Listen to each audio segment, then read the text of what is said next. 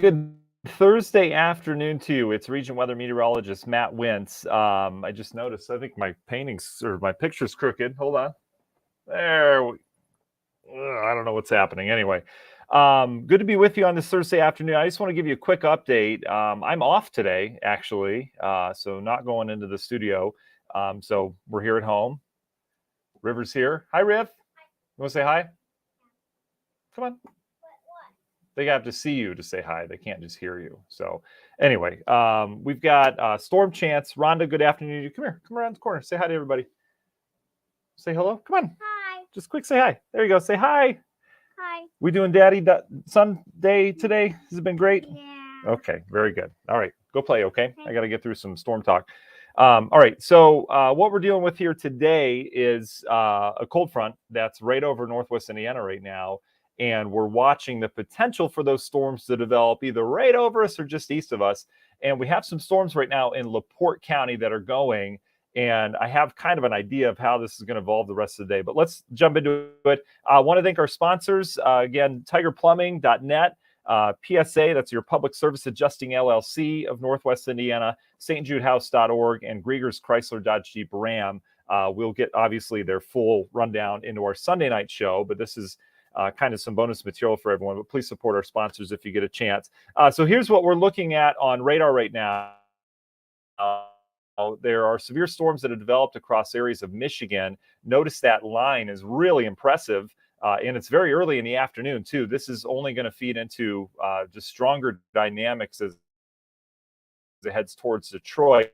But that line kind of continues, and you notice how we're starting to see some development near South Bend. We've had some downpours near LaPorte, Michigan City over the last half hour to 45 minutes, and that trend looks to continue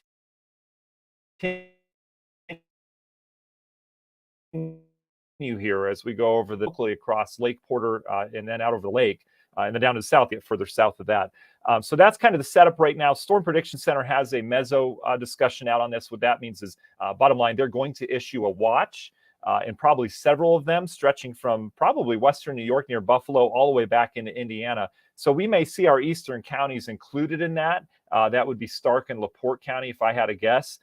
And that's where I'm expecting the bulk of this severe weather. If it is going to happen, it's going to be over the next couple hours. That's where I'm expecting it to develop. So here's what the modeling has. Then we'll kind of go back to what's happening now so we can kind of get a look at how the models match up against what's actually happening. But the models, develop that line of storms a little bit further out towards the east. And the problem with this is there's already a line of storms here, and the models, at least the HRRR, is not picking up on that. So that tells me that the HRRR is a little bit off already.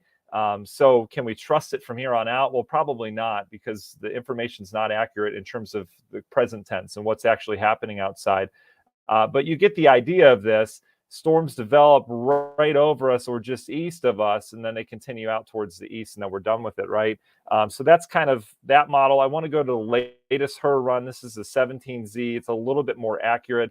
So there's your line of storms. Still doesn't have it all together like it should, but it develops storms back into Lake and Porter counties as well, as that line kind of continues back towards the west, and then that'll head out towards the east. So the big question is, do these storms develop over Lake and Porter County in addition to LaPorte County over the next hour or two, or do they just stay back towards LaPorte County before they clear on out? Good news is I'm still expecting it dry tonight. I know Porter County Fair is starting, and it's, obviously it always rains every single year during the Porter County Fair. Hopefully we get things out of here early afternoon, which I think we will. I think tonight looks great for the fair or for whatever you have going on. And this is going to set the stage for a nice Friday. So at least we're getting this out of the way right now. So in terms of the radar, I do want to show you the satellite, because this gives us have to develop first. The big cumulonimbus clouds have to develop first.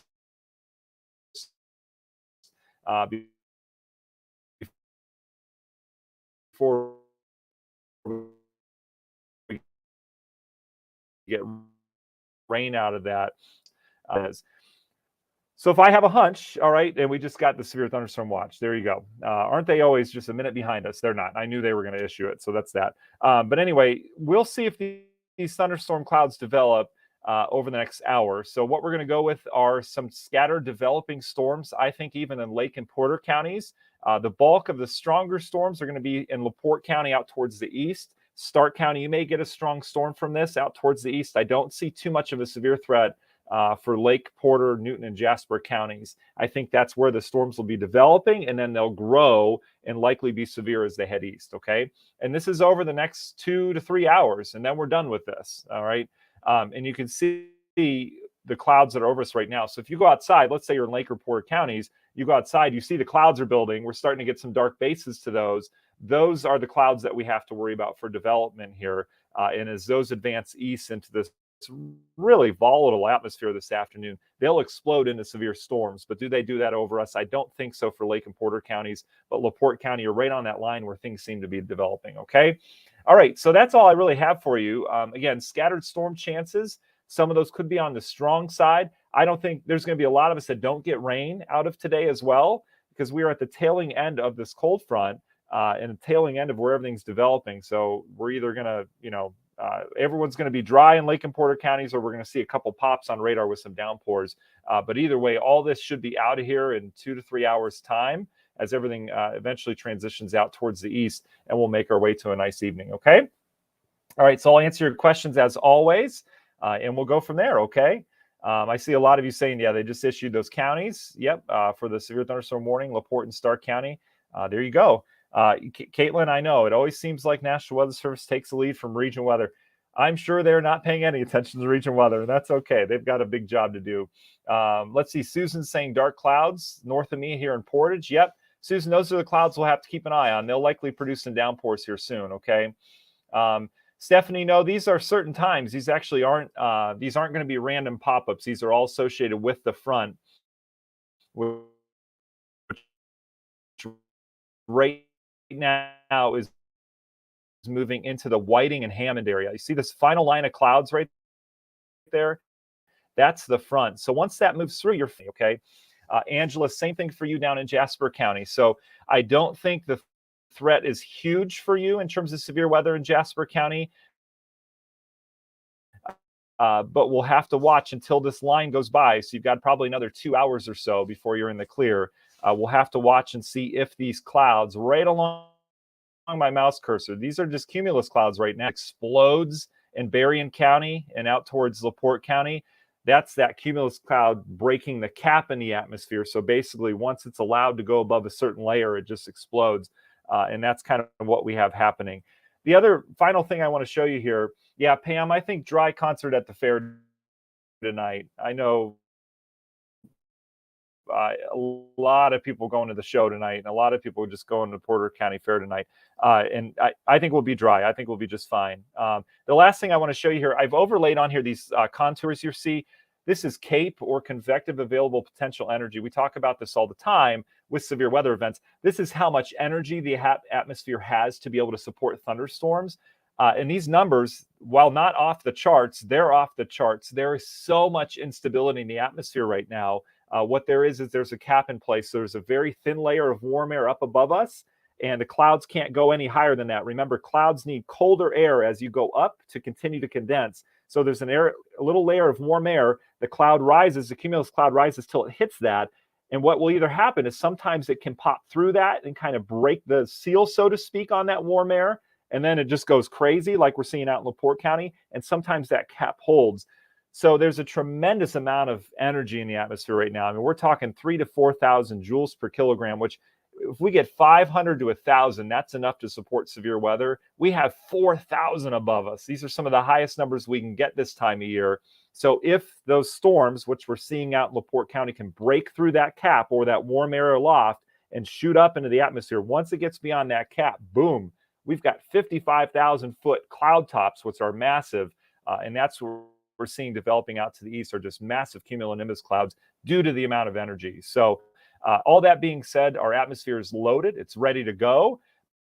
But most of the forcing that is getting that air through that cap is out towards the east. Does it expand west?